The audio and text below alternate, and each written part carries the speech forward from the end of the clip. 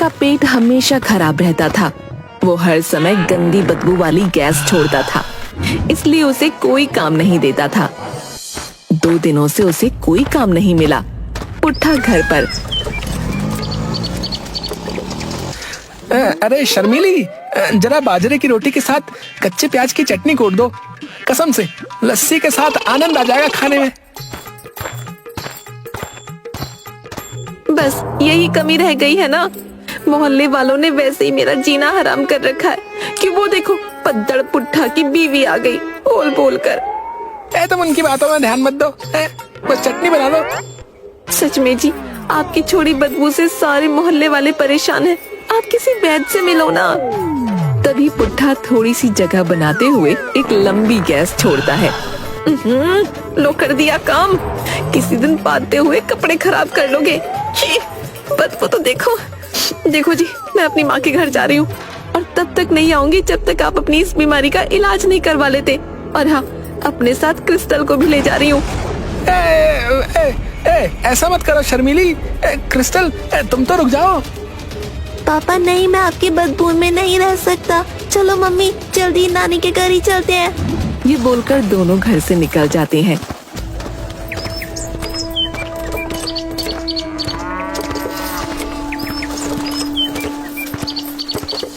हे भगवान, है मैंने कौन से पाप किए जो तूने मुझे ये बीमारी दे दी। अब तो शर्मीली और मोनू भी छोड़ गए रे। भूख भी जोरों की लगी है। क्या करूं? या तो तू मुझे उठा ले या मेरी बीमारी को दूर कर। उसके बाद पुट्ठा उदास घर से निकल पड़ता है और कुछ दूर जाकर एक आम के पेड़ के पास एक आम तोड़कर खाने लगता है। बेटा, बहुत भूखी हूँ, ये आम मुझे दे दे। ले दादी, तू ही खा ले। भला एक आम से मेरा क्या होगा। पुट्ठा ने आम उसे दे दिया। धन्यवाद बेटा, तेरी दयालुता तो अद्भुत है। वो मंदिर में रहने वाली परी थी जिसे दयालु लोग बहुत पसंद थे। वो पुट्ठा की परीक्षा लेने आई थी। उसकी दया भावना को देख उसने पुट्ठा की मदद करने का फैसला किया। पुट्ठा, तुम बहुत दयालु हो। तुम्हें भूख लगी है? आओ मेरे पास, मैं तुम्हारी समस्या का हल कर देती हूँ। पुट्ठा पीछे मुड़कर देखता है तो वहाँ उसे बहुत सुंदर सी सफेद कपड़े पहने हुई, सुनहरे बालों वाली, हाथ में एक चमचमाती छोटी सी छड़ी लिए हुए परी दिखाई देती है। घबराहट में उसकी गैस छूट जाती है। शर्म से पुट्ठा का मुंह खुला का खुला रहता है। मैं परी हूँ पुट्ठा, शर्माओ मत, मैं तुम्हारी मदद करूँगी। आप मेरे साथ मजाक कर रही हैं? भला कोई परी मुझ जैसे बदबू फैलाने वाले की मदद क्यों करेगी?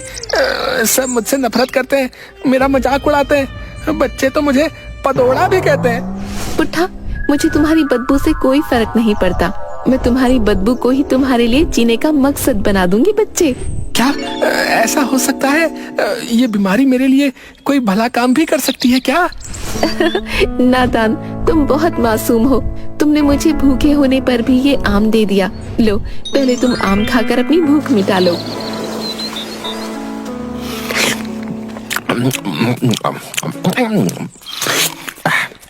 परी माँ, ये आम तो बड़ा ही स्वादिष्ट है। इतना मीठा आम मैंने कभी नहीं खाया। आहा। बेटा, यही आम तेरा आशीर्वाद बनेगा। सुनो पुट्ठा, तुमने जो आम खाया है ना, वो कोई मामूली आम नहीं है, वो एक जादुई आम है। कल सुबह जब तुम शौच करोगे तो शौच की जगह तुम्हें इसके बदले एक सोने का आम मिलेगा। सोने का आम? और पीछे से? नहीं परी जी, मैं इतना दर्द कैसे? नहीं। अब हर रोज सुबह बदबूदार गैस छोड़ने के बाद तुम शौच के लिए जाना और तुम्हें एक चमचमाता हुआ असली सोने का आम मिलेगा, जिसे बेचकर हर इच्छा पूरी कर सकते हो और एक बहुत बढ़िया आदमी बन सकते हो। घबराना नहीं, आम तुम्हें कोई दर्द नहीं देगा। क्या आप सच कह रही हैं? ऐसा ही होगा ना? पुट्ठा की गैस फिर छूट जाती है। इस बार परी भी नाक बंद कर लेती है। हे राम, ये गैस देखिए, आपने भी नाक बंद कर ही ली। नहीं पगले, मैं तो इसकी आवाज से घबरा गई। परी माँ कुछ करिए। मेरी इस बीमारी से सब परेशान होकर मुझे ना पदोड़ा पदोड़ा बुलाते हैं। मेरी शर्मीली भी। शर्मीली, तुम्हारी पत्नी भी तुम्हारी शानो शौकत देखकर वापस आ जाएगी। चिंता मत करो।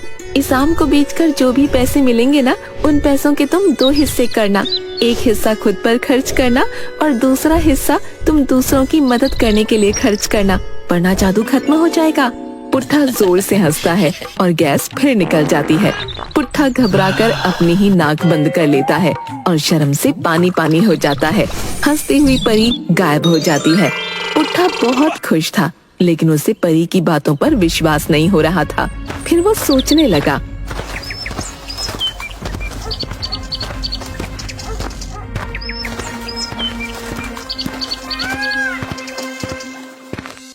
सोने का आम जो है कैसा दिखता होगा? वो छोटा होगा या बड़ा? शौच से निकले आम को कौन खरीदेगा भला? इन बातों को सोचते सोचते उसकी आंख लग गई और वो सो गया। सुबह जब उसकी आंख खुली तो खुद से बोला, चल भाई पुट्ठा, अब समय आ गया है ये देखने का कि परी ने जो कहा था वो सपना था या सच।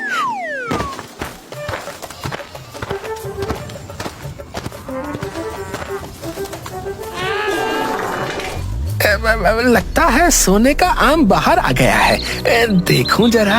है? पुट्ठा हैरान हो जाता है। वहाँ पर एक सोने का बड़ा सा आम पड़ा था। उसकी खुशी का कोई ठिकाना नहीं रहा। वो नाचने लगा। कमाल है। भगवान परी ने भी मेरी मदद करने के लिए क्या रास्ता ढूंढा है। अगर मुझे सोने का आम देना ही था तो कोई और रास्ता ढूंढ लेती। पर ठीक है, मुझे तो अपनी गैस से प्यार हो गया है। अब जब ये आएगी सोना लाएगी, सोना ही सोना होगा। पुट्ठा उस आम को शहर में बेचने निकल गया। रास्ते में उसका दोस्त कनुआ नाई मिला। अरे पादो भाई, कहाँ जा रहे हो? इतना मटक कर। शहर जा रहा हूँ, ये देखो सोने का आम बेचने। अरे अब तो भाभी जी और मोनू घर पर है नहीं, तो मोनू के खिलौने बेचना शुरू कर दिए हो का?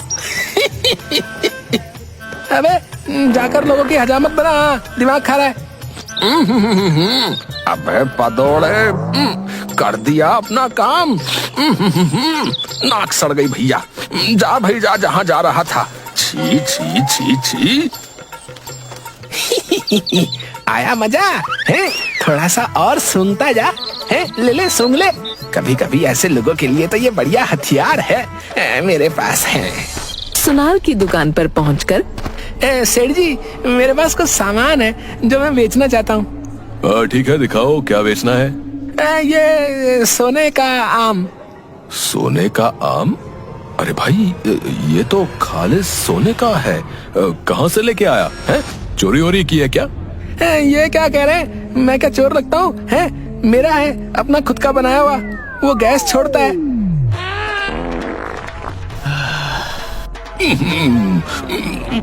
छी छी छी छी, इतनी गंदी बदबू। कुछ भी कहो, पर मेरी गैस के बारे में कुछ ना कहना। ये मेरी माई बाप है। गैस माई बाप है? अरे भले आदमी, दिमाग तो ठीक है? तुम्हें देखकर तो नहीं लगता कि ये सोने का आम तुम्हारा होगा, पर मुझे क्या। सेठ ने सोने के आम की जांच की। वो असली सोने का निकला। उसने पुट्ठा को उस आम की अच्छी कीमत दी। धन्यवाद सेठ जी, रोज एक आम निकलता है, सब आपको ही दूंगा। है निकलता है? क्या कोई खान है क्या? हाँ, खान ही समझो। अपनी खान साथ ही चलती है। अपनी है तो मजदूर लगवा के एक बार में ही सारा सोना क्यों नहीं निकाल लेते? अरे बाप रे, क्या कह दिया? दर्द ही उठ गया अंदर तक। चलता हूँ, कल आऊंगा। दुकानदार उसे हैरानी से देखने लगा। पुट्ठा ने सोचा, पहले खुद के लिए कुछ नए कपड़े ले लेता हूँ, नहीं तो लोग मुझे ऐसे ही भिखारी समझेंगे। हैं? मुझे तो आगे भी आम को बेचने शहर आना ही होगा। वो कपड़ों की बड़ी सी दुकान। भिखारी है, चल बाहर निकल। कहाँ दुकान के अंदर चला रहा है? चल। ए, ढंग से बात करो, मैं कोई भिखारी नहीं हूँ, मैं यहाँ कपड़े खरीदने आया हूँ। तुम्हारे पास कपड़े खरीदने के लिए पैसे भी हैं? अपनी औकात के हिसाब से दुकान में आओ, चलो। अरे ओ रामू शामू, इस भिखारी को उठाकर बाहर फेंक दो। न जाने कहाँ कहाँ से चले आते हैं भिखारी कहीं के। चल। पुट्ठा कुछ कहता उसके पहले ही वो दुकान के बाहर फेंका जा चुका था। तभी वहाँ एक कुत्ता आया और उसने टांग उठाकर पुट्ठा के ऊपर सूसू कर दिया। चल कुत्ते, आज तेरा दिन है, कल मेरा भी आएगा। वो एक दूसरी छोटी दुकान में गया और वहाँ से अपने लिए कुछ कपड़े, जूते, बहुत सारा खाने पीने का सामान लिया और गांव वापस चला गया।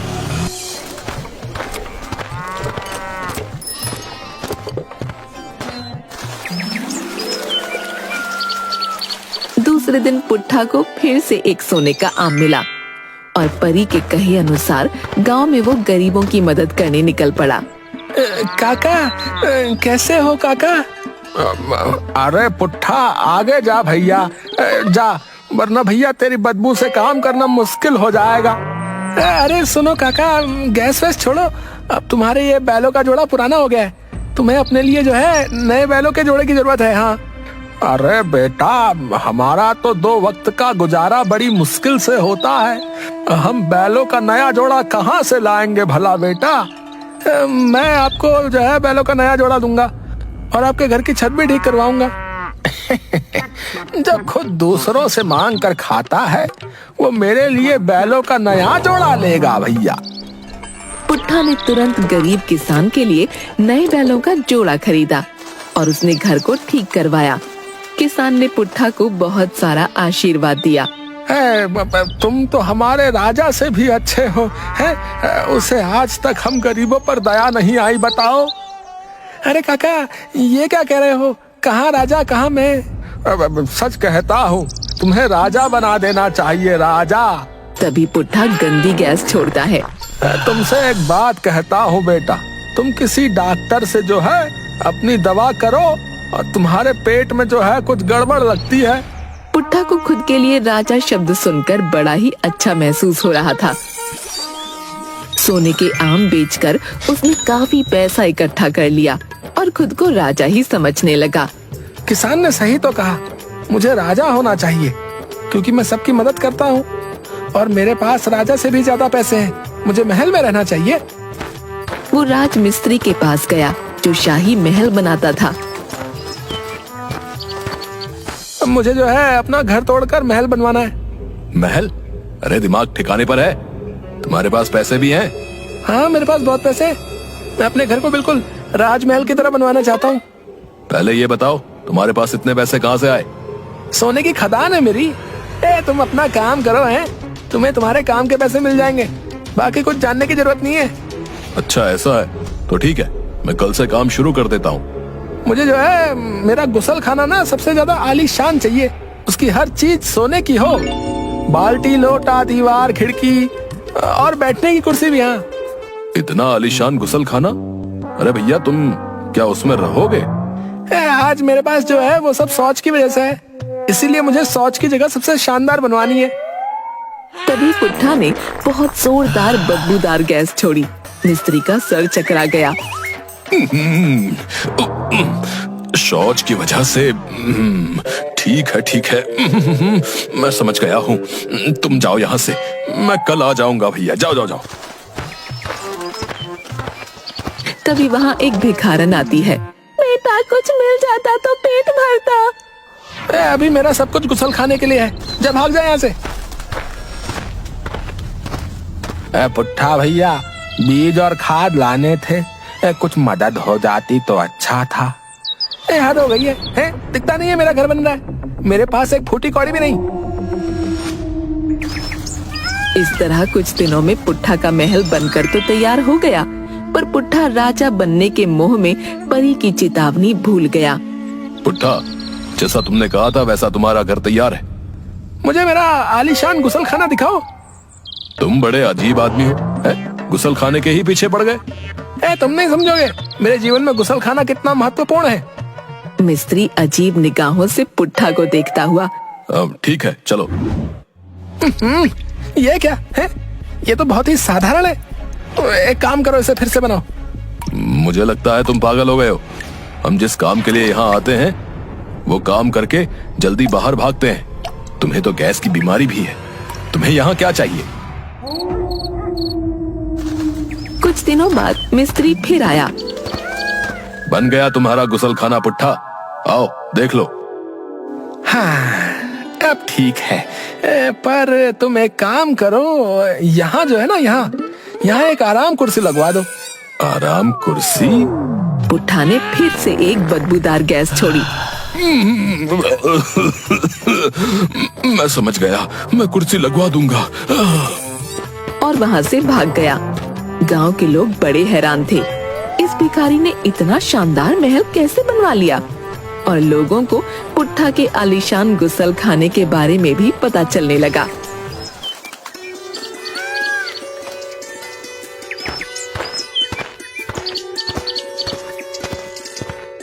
अरे भाई पुट्ठा, अरे सुना है तुम्हारा गुसल खाना राजा के गुसल खाने से भी ज्यादा आलीशान है? हाँ बिल्कुल सही सुना है। क्या मैं देख सकता हूँ? जरूर। ओ भाई तुमने अपने पूरे घर के बराबर तो इस गुसल खाने को बनवा रखा है। और इसमें इतनी आलीशान झूमर कौन लगवाता है भैया? भैया तुमने तो इसे राजमहल बना दिया भैया। हाँ, क्योंकि ये मेरे जीवन का एक बहुत ही जो है अहम हिस्सा है। अहम हिस्सा? आखिर तो यहाँ गंदगी ही निकालनी है भैया। वो तो तुम निकालते होगे। यहाँ से मेरी रोजी रोटी चलती है भैया। तुम क्या सोने के अंडे देते हो क्या भैया? हाँ देता हूँ, यही समझ लो। आदमी हंसता हुआ वहाँ से चला गया। धीरे धीरे ये बात फैलती गई और पूरे राज्य में पुट्ठा की चर्चा होने लगी। ये खबर राजा तक गई। राजा ने अपने मंत्री को पुट्ठा का गुसल खाना देखने भेजा।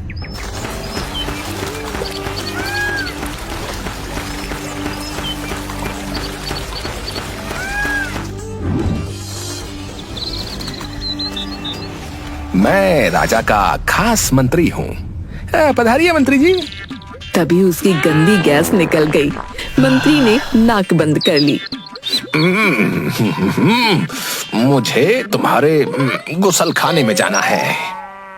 क्या आपको शौच लगी है? नहीं, बस मुआयना करना है। जरूर देखिए।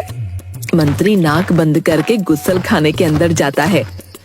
अब ये गुसल खाना है? जी मंत्री जी, ये गुसल खाना है। मंत्री वापस आकर राजा को बताता है। क्या वो कोई राजकुमार है? वो एक अनाथ गरीब लड़का है। ना जाने कहां से उसके पास रातों रात इतने पैसे आ गए हैं कि उसने इतना आलीशान महल जैसा घर बनवा लिया, और घर से भी ज्यादा आलीशान गुसल खाना। महाराज, मुझे वो कोई जादूगर लगता है। देश को खतरा हो सकता है। राजा आदेश देते हैं कि पुट्ठा को लाया जाए।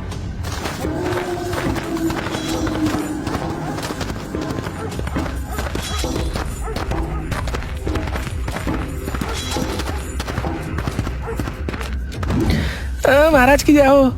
आपने मुझे यहाँ क्यों बुलाया? क्या आप मेरा गुसल खाना देखना चाहते हैं? तो उसे देखने के लिए तो आपको घर आना होगा। मुझे यहाँ बुलाकर क्या फायदा? चुप रहो बदतमीज। मुझे ये बताओ, तुम्हारे पास इतने पैसे कहाँ से आए? राजा को गुस्से में देखकर पुट्ठा थोड़ा डर गया और उसने सारी सच्चाई राजा को बता दी।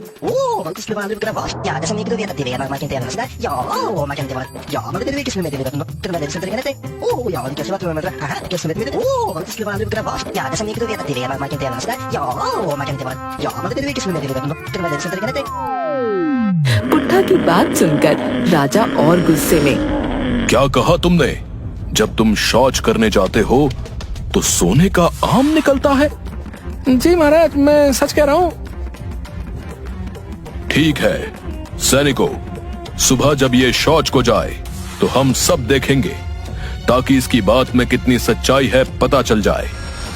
लेकिन याद रहे, अगर तुमने झूठ कहा होगा तो हम तुम्हें आजीवन जेल में डाल देंगे। जैसा आपका हुक्म महाराज। पुट्ठा को रात भर कैद खाने में रखा गया।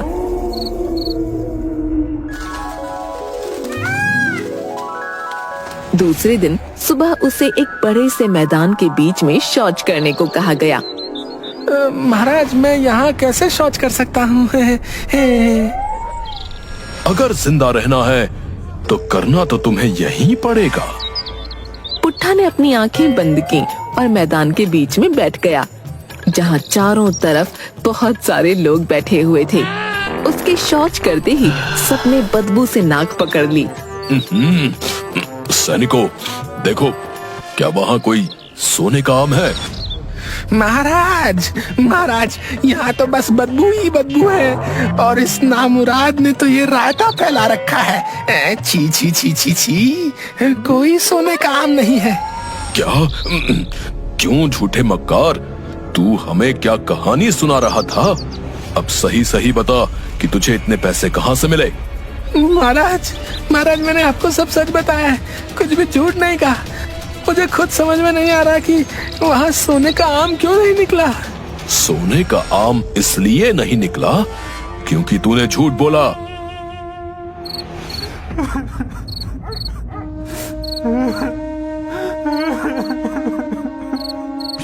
एक हिस्सा खुद पर खर्च करना और दूसरा हिस्सा तुम दूसरों की मदद करने के लिए खर्च करना, वरना जादू खत्म हो जाएगा। मुझे लालच नहीं करना चाहिए था। अगर गरीबों की मदद करता रहता तो मेरी शर्मीली और क्रिस्टल भी मेरे साथ होते।